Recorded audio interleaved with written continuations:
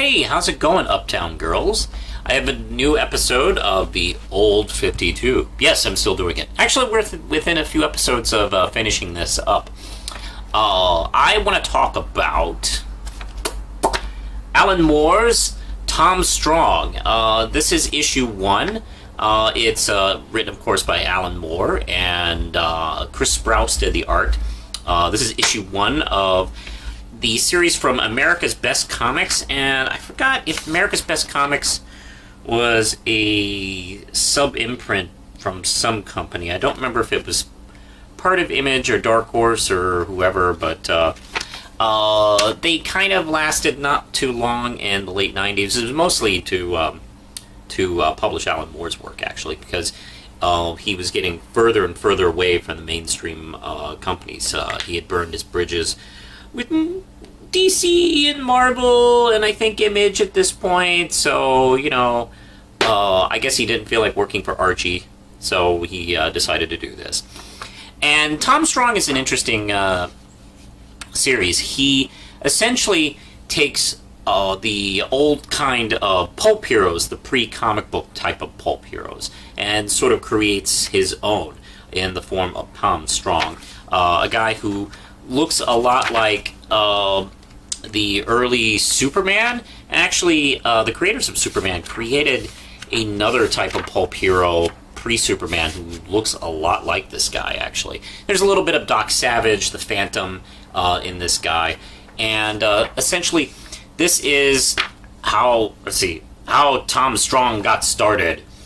And the issue is framed with this kid with no whites in his eyes named Timmy Turbo. And he just got a package in the mail, and it is like part of the fan club. But instead of a secret decoder ring that tells him to drink more Ovaltine, he actually gets a comic book. This comic book, it's even got the cover. That explains the origin of his hero, Tom Strong. And we cut to the fact that this book takes place in the present. At the time this book was published, it was 1999. So this is sort of an alternate 1999. I think Alan Moore tried to kind of design it to look like maybe what the 30s would think 1999 would look like. So, it has flying everything, and buildings that still look like they were designed from the 30s, and blimps flying around, because that's before they realized, like, hey, they explode pretty much all the time. But now we go to the past, and it goes 100 years in the past, where Tom Strong's parents are searching for this island, which is called, Adabar Taru. I think that's the pronunciation. And they believe that it is a proper place to conduct a huge experiment that they're trying to do, to create an immortal, perfect human. And yes, they crash, their captain is killed, and they're kind of stuck with no phones, no cars, not a single luxury. But they decide, they have a robot that they built, and he records on wax cylinders and something like that.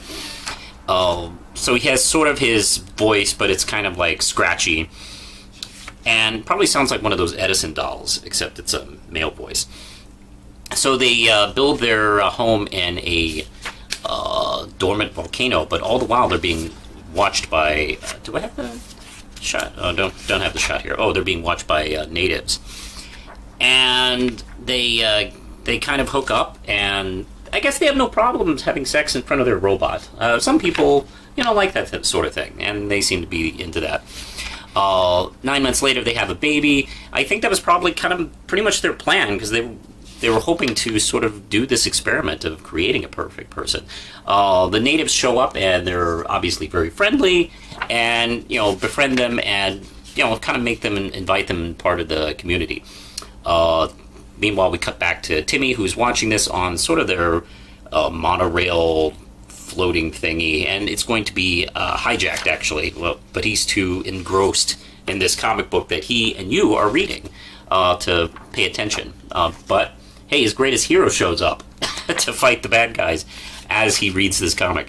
We cut back to the past, where we see that his parents have built this sort of quarantine type of dome, so nothing really infects him as they kind of like try to perfect him, and they even like have him, they have his robot in there.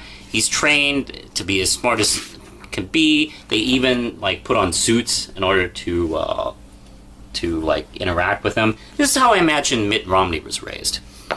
And unfortunately, a volcano earthquake happens, killing both of them. Therefore, Tom comes out of the chamber with his dead parents, becoming part of the tribe. And meanwhile, Tom is also fighting the bandits back in the present. And we cut further and further in the future. We learn that there's a secret to immortality on this island that Tom is taking advantage of. And he is kind of taking his father's experiments to the next level and is becoming kind of the super genius, making the island his home, and marrying the daughter of the lead tribesman, even having a daughter of himself. Meanwhile, going back and forth to the city, Millennium City, becoming, a great hero there. Also, the issue ends with sort of breaking the fourth wall. Not too dissimilar to a lot of old comic going, hey kids, hope you enjoyed this. We'll see you next month and our continuing adventures. Not a bad book. It's a fun Alan Moore book. It's definitely, when Alan Moore decides to have fun, he definitely does show his influences, obviously, going back all the way to the beginnings of all this crap we love. If you haven't heard of Tom Strong, it wasn't his biggest hit. It's not his Watchmen or V for Vendetta, but definitely you should check it out if you're kind of needing something else and you haven't really picked it up. You can probably pick up the single issues pretty cheaply, but I actually before I actually recorded this video earlier today, I actually was in a store and found a hardcover collecting the entire series, so you can definitely pick that up. It's definitely worth your time. This is Tom Strong #1. And before I go, I also want to mention that my own comic book, Red Knight, is part of Primal Paper Comics, and I am proud to mention that we are a featured article in this magazine called Distinction. And this is a nice magazine. This isn't any free crap. This is a nice, good magazine. It covers the Virginia art scene as well as culture all over the state. If you live in Virginia, you can probably pick this up at a bookstore, most likely Barnes & Noble, order a copy, or you can even go on their website, distinction.com. I can leave a link at the bottom, but they did this cool picture, original illustration of our characters hanging out, and it's a nice interview with me and a couple of the other creators of the company, and couldn't be more excited about it. Thought I'd share it with you. You can check the link at the bottom to give it a read. I think that's it for now, so push the button, Lindsay.